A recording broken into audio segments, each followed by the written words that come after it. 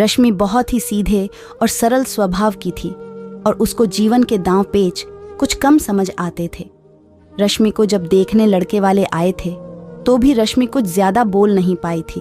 और किसी ने खूब कहा है कि पने शब्दों से जाहिर न करना किसी के वजूद की पहचान। हर कोई इतना कह नहीं पाता जितना महसूस करता है। और ये कहावत रश्मि पर बिल्कुल सटीक बैठती थी।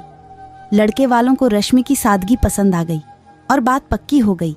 शादी के बाद पहली दिवाली आई तो रश्मि की सास शकुंतला जी, जो बहुत ही सुलझे हुए विचारों की थीं, वो बोलीं कि रश्मि, कल हम बाजार चलेंगे और सुधा के ससुराल में जो भी दिवाली के तोहफे देने हैं वो खरीद लाएंगे।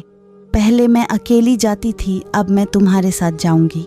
रश्मि सास के साथ गई तो वो बहुत बड़े बड़े शोरूम्स पर उसे ले गई गिफ्ट्स खरीदने के लिए और कपड़े लेने के लिए। क्योंकि रश्मि मिडिल क्लास से थी तो वो कभी ऐसी जगहों पर नहीं गई थी, तो उसको बहुत अच्छा लग रहा था। सब उसकी सास की इज्जत कर रहे थे क्योंकि वो उनके यहाँ अक्सर आया जाया करती थी। जहाँ ये सब रश्मि को अच्छा लग रहा था, वहीं उसका दिल बैठा जा रहा था कि उसके मायके वाले इन सब की बराबरी कैसे करेंगे, क्योंकि दिवाली के बाद भैया दूज थी और जब उसकी ननद के लिए इतना सब हो रहा था तो उनको भी शायद उम्मीद हो जाए। रश्मि ने बातों बातों में अपने घर पर ये बात रखी तो उसकी माँ, जो कि एक विधवा थी, उन्होंने अपनी चूड़ियाँ गिरवी रखकर रश्मि के लिए गोल्ड बनवा दिया और दिवाली पर उसके भाई भाभी को सामान लेकर भेजा। सबने खाना खाया और रश्मि किचन में बर्तन रखने गई तो शकुंतला जी ने कुंदन, रश्मि का भाई, से एक बात कही, बेटा अगर बुरा ना मानो तो एक बात कहूँ? जी आंटी जी कहिए।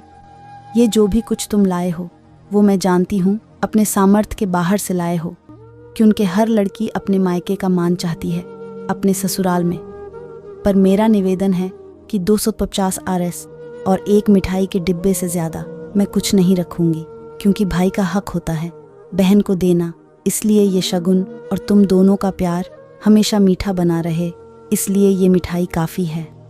कुंदन के मन करने पर भी उन्होंने सादर वो सामान वापस कर दिया, क्योंकि वो जानती थीं कि वो सामान उन्होंने अपनी चादर से बाहर जाकर खरीदा है। दोस्तों, सही कहते हैं सब कि प्यार किसी दुकान पर नहीं मिलता, बस महसूस करो तो अपने अंदर ही है। रश्मि रोने लगी और अपनी सास के गले लग गई।